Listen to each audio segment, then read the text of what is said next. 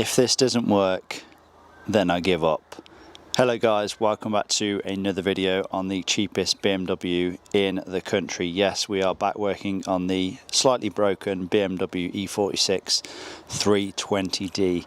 Now, as we know, we have a fuel pressure fault with this car, so it tends to cut out after 20 or 30 minutes of the engine running. It just stalls completely random, and the only fault codes that we seem to have with this issue is a few fuel pressure related fault codes. So today we are swapping out the in-tank fuel pump. We have a brand new genuine Hella in-tank fuel pump, and we're also swapping out the pre-supplied pump as well. So we have a brand new genuine Pierberg pre-supplied pump.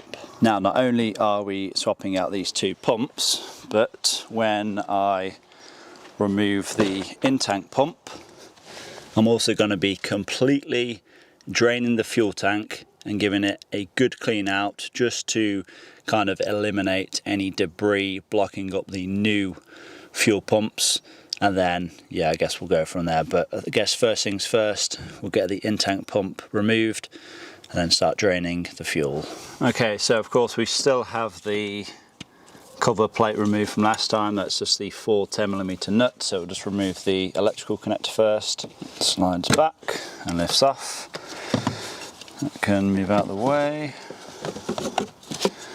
And just stay there. Now we will remove the fuel hose, just a Jubilee clamp, slide that back. We're just going to tap the securing ring round.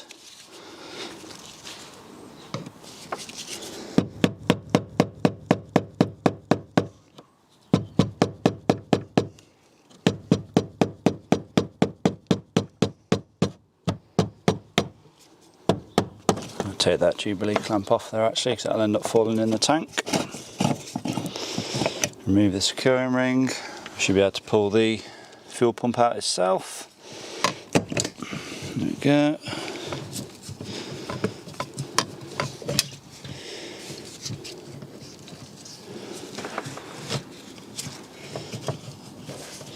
And the seal's coming with it as well.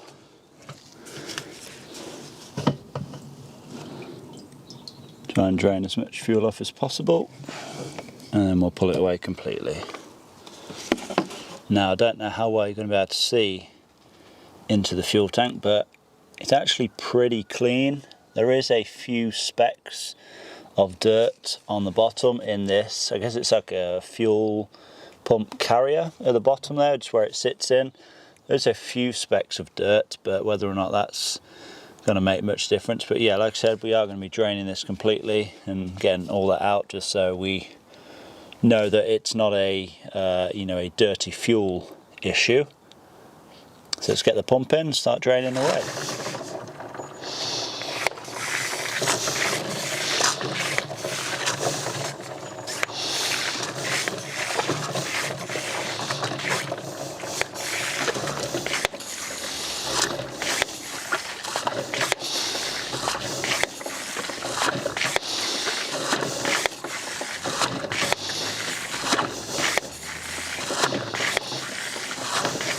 Okay then, so fuel tank is 99% drained now. There's a tiny amount left in the bottom, but I can't suck that up with the pump, so just going to give that a good wipe out. Now, the other side of the fuel tank that has the sender unit in, I'm not going to touch that side. I don't think that side has been disturbed. I don't have a new sealer or the rest of it, so yeah, just going to leave the other side.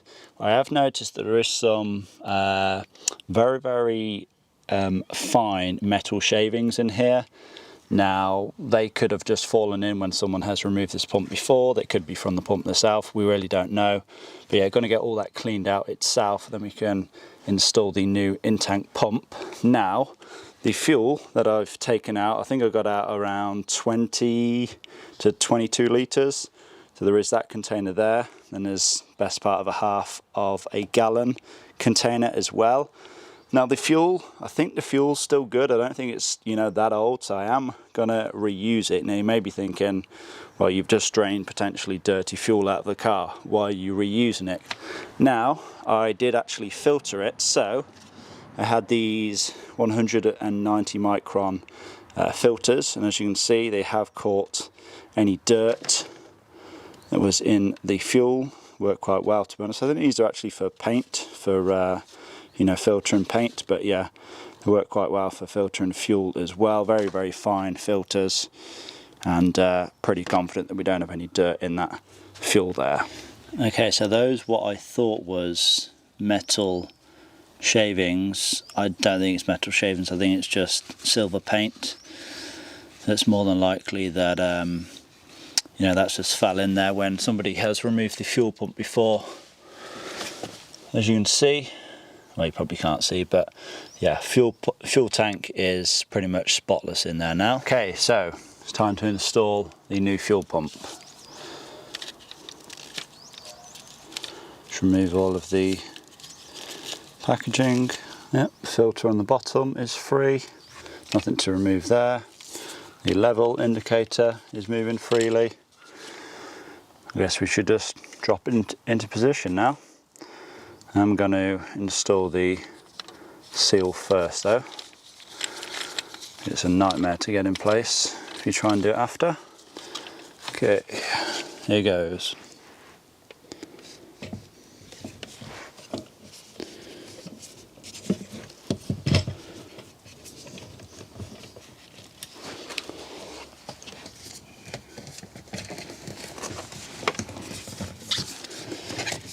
Let's get that seal seated. The seal is in place.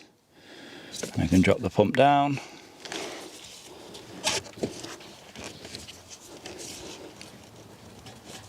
And that's gone in nicely. Let's get our locking ring after giving it a good clean as well.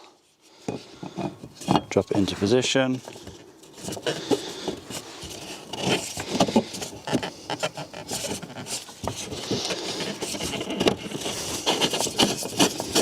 Twist it on and just give it a few taps around.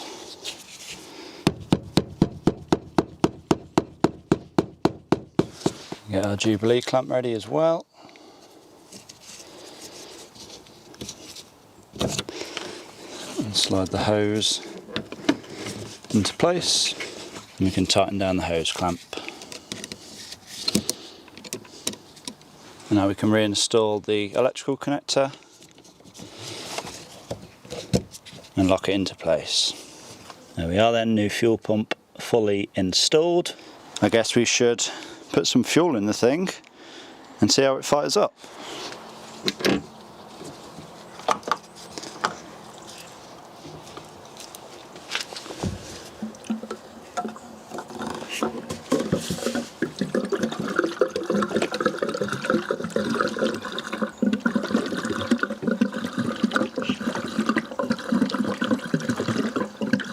So then all 20 odd litres of diesel now back in the tank.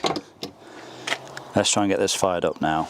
So of course, because the fuel tank has been drained, the fuel pump is a new fuel pump. I'm just going to prime it a good 5 or 6 times.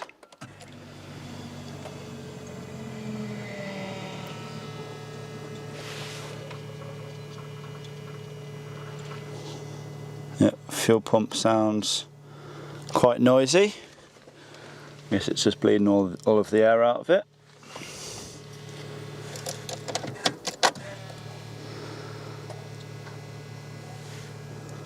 I wonder if that's the pre-supply pump that's noisy still as well. Yeah, you can definitely hear this one, but I don't think that's the overriding noise. I think it's over there.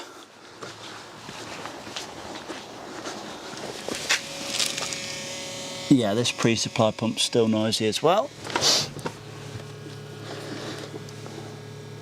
Okay, so fuel pump primed. Let's try and fire it up.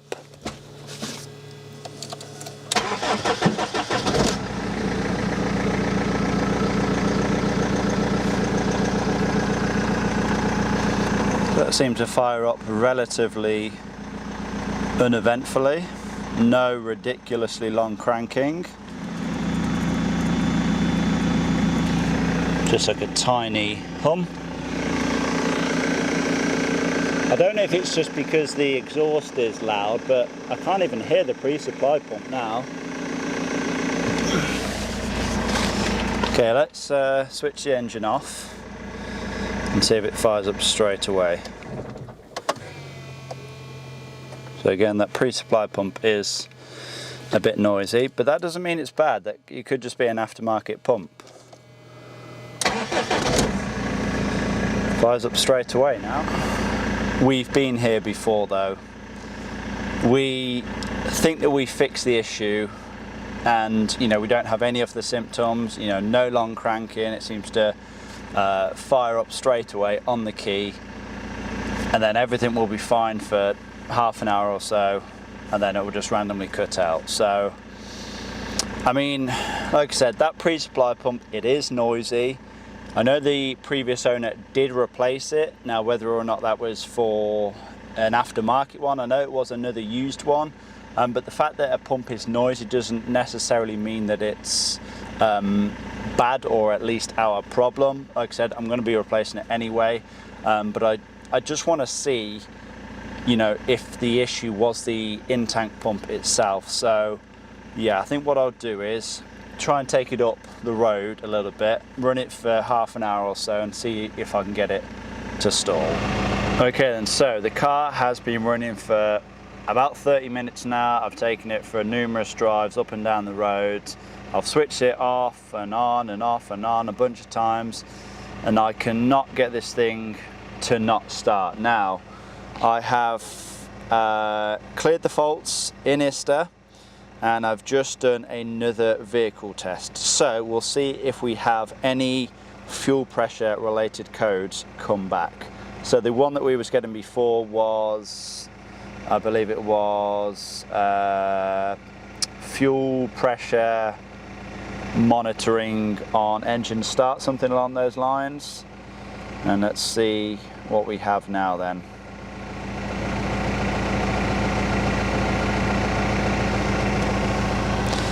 Would you look at that? No more fuel pressure related fault codes. Obviously I know about the glow plug fault codes, I'm not concerned with those, but look, no more pressure, no more fuel pressure fault codes. Let's just delete the fault memory again, and then switch the car off, fire it up and check again. So, test finished, display fault memory, look at that. No more fault codes. Well, no more fault codes for the fuel system at least. I think we've done it. Now then, like I said, I'm pretty confident we have now fixed our issue, but because we have a replacement pre-supply pump and the one that is on the car is pretty noisy, we may as well swap it out. So yeah, let's get this done and then we can wrap this job up then. Okay, so pre-supply pump, very easy to swap out then. First thing you need to do is remove this under tray cover here. It's just added by 5 8mm screws, and when I say 8mm I mean the head, I don't mean the diameter of the threads.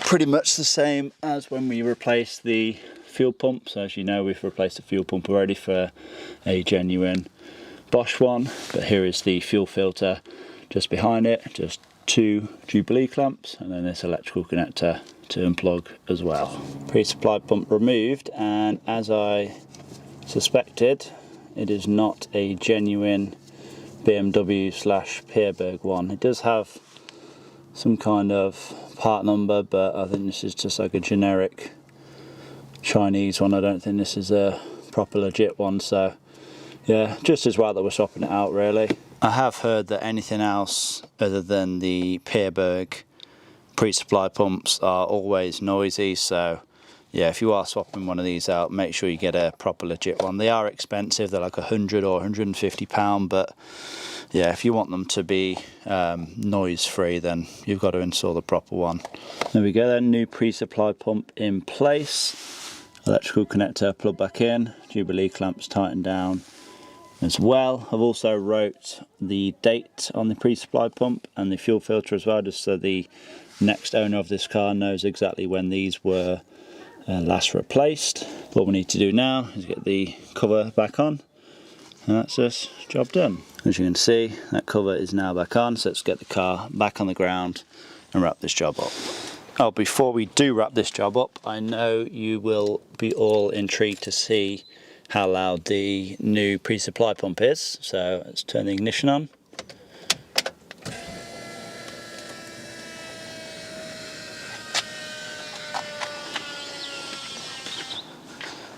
So that was pretty noisy, but I'm guessing that's just because there's now air in the system. So yeah, let's prime it a few times, get it fired up, switch it off, and then switch it back on.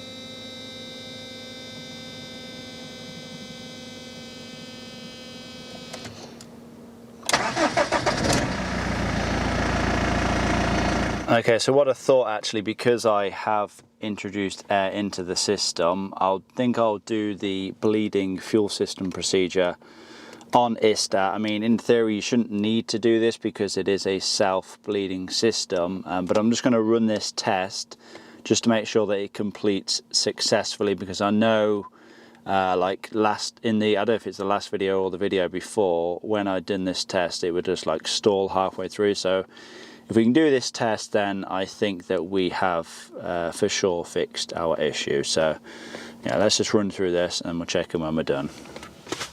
You're not going to guess what. The engine just stalled.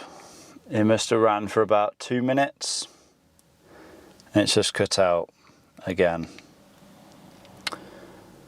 It's started up, see if it cuts out once more.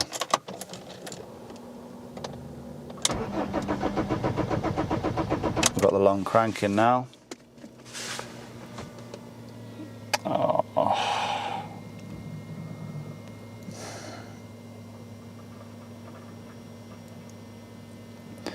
Why was things fine before we replaced that pre-supply pump?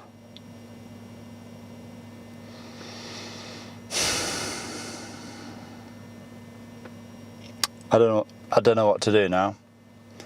I really don't.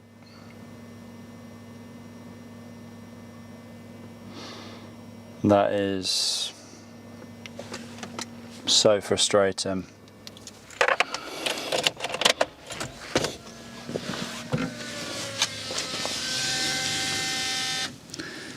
Why does that pump still sound pretty noisy?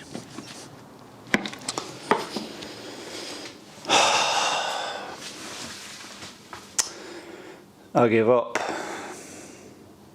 I just don't know what to do now.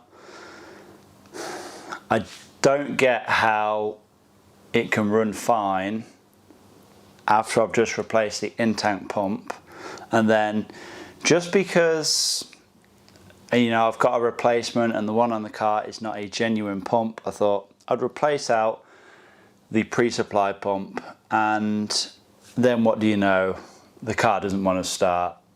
It cuts out and we have the issue all over again. I mean, where would you even go from here? We have obviously tackled the most obvious parts. We've replaced the fuel filter, we've replaced the in-tank pump, we have replaced the pre-supply pump, and apparently we still have the issue. I don't get it. I mean, at this point, I don't think I'm going to be making much profit, if any, at all, because obviously we still haven't fixed the issue, and I'm over £1,000 in this car now. So, yeah, I don't know what to do. I don't want to give up, but how far do I go? Yeah, guys, please, if you have any suggestions, please do fire them down in the comment section. So what are some things that we do know then? We are getting power to the pre-supply pump. We are getting power to the in-tank pump. Everything seems to be fine with regards to that, so no relays should be bad. We've obviously replaced the fuel filter, which we initially thought that could have been an issue. I didn't really think so, but yeah, we've cancelled that out as well. So we should be getting good fuel supply to the fuel rail. We know that when we measure the pressure at the fuel rail, it is pretty much bang on. So say for example, it requests 400 bar, it is getting 400 bar. So yeah, I don't think it's anything to do with the fuel rail or the high pressure fuel pump or anything like that. But yeah, I really don't know where to turn now. I've got a bunch of parts ready to go on the car. You know, I've got gear oil to do the manual transmission, and also to do the rear diff as well. But obviously we can't do all that until we have fixed the original issue, because we may just be wasting our time. So yeah, so frustrating. I think I'm going to leave it for a week or so now, and then move on to another project. Of course, I'm very interested to know what you guys think. But yeah, so frustrating. I can see why the previous owner decided to get rid of it, even though it is such a great car. You know, it's in brilliant condition and it looks like it's been looked after. But yeah, we still haven't fixed it anyway. But yeah, I'm not going to ramble on anymore. Hopefully you guys have enjoyed this video. Please give it a like, leave a comment down below, subscribe if you have not already done so. I'll see you in the next one. Peace.